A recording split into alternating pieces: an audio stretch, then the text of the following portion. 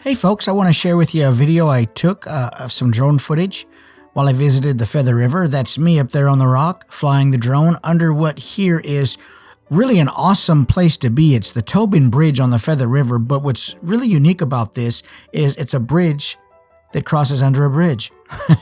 It's awesome. It's an automotive bridge, and then that's a train bridge, a UP Railroad train bridge behind it. Beautiful. This place is incredible, and it's awesome for regular photography and drones, and just visiting if you love rivers and mountains, oak trees, pine trees, and trains. It's just a beautiful place, man, and it's full of these old railroad bridges, and there's so many of them that cross the Feather River, and that's what I originally went up here to do, was to get some of the footage of the trains crossing these bridges, and as luck would have it, well, I'll tell you about that in another video.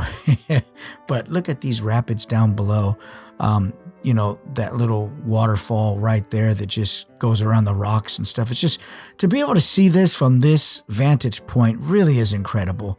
And with such a great camera on this Mavic Pro 2, it really is a phenomenal piece of equipment to be able to operate and to use and capture, my little explorations with. I love it. But anyway, I want to also talk about the Buck Creek Powerhouse, a hydroelectric generating station, which is down a few miles from this area here. I don't know, it's probably 20, 30 miles down the road from here. But I wanted to show you the river so that you could appreciate also the way electricity is produced using water, and how incredible that is. We're going to get to that powerhouse in just a little bit. But look at this river. These trains, they go through here. There's BNSF and UP. And, I can't imagine what those guys get to see through their windshields. You see them in parts that, we hiked up to these train trestles and watched BNSF, do a crew change and some other things, up there. And we just see these trains going across these bridges that were made by human hands. I mean, men who had nerves of steel.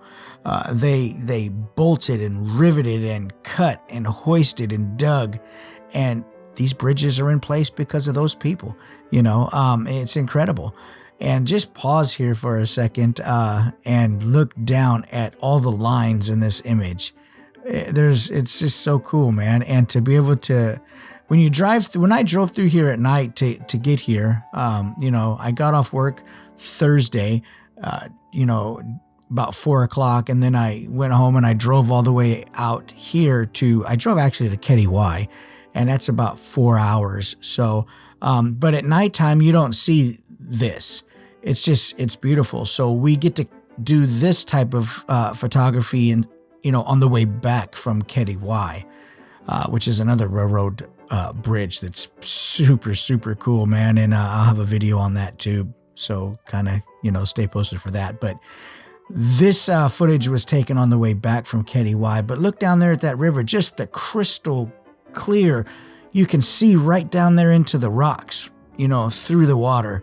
It's just really awesome. And I'm only using an ND filter here. I'm not using a polarizer, Look at those rocks. You can see right down into the water. I mean, this drone does an excellent job at picking up detail when you have the right micro SD card in there.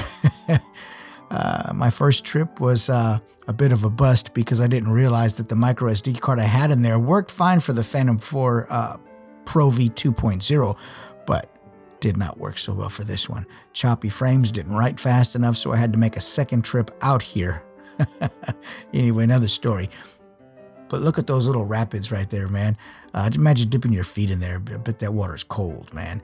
And that Feather River is just a really beautiful river, and all along it there's like locks or dam walls and different things that control the water and the water level. So it's just pretty neat to see. And if you've never been to any part of the Feather River, I mean, it's a great place to go and visit.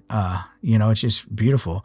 Flew out over here, and this is some of the water coming down from the top of the mountains up there. It might be snow melt.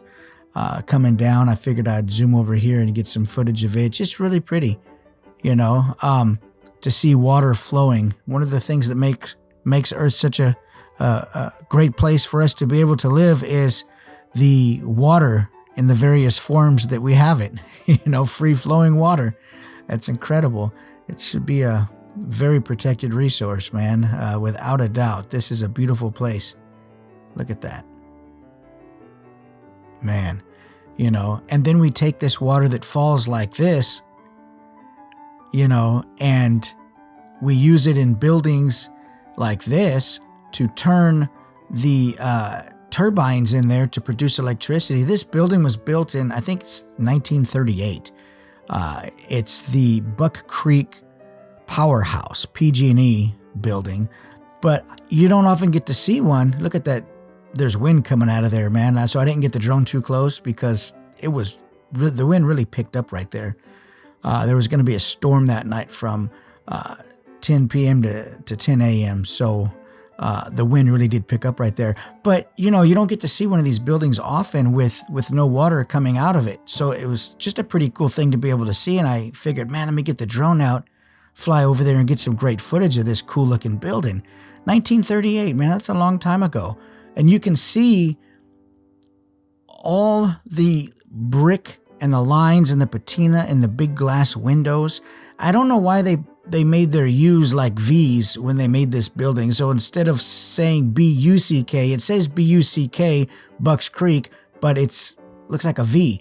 Anyway, those pipes up there, those pipes carry water from, I think it's Lower Buck Lake Dam up there, and they come down through those pipes, gathering speed, and then they fall into these generators or turbines inside the building there and create the electricity. But man, this is beautiful. Really awesome place to be able to visit.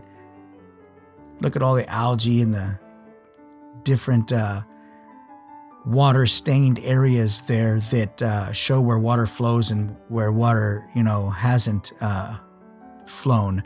And I'll show you here with these arrows. You can see the water patterns there. How cool is that?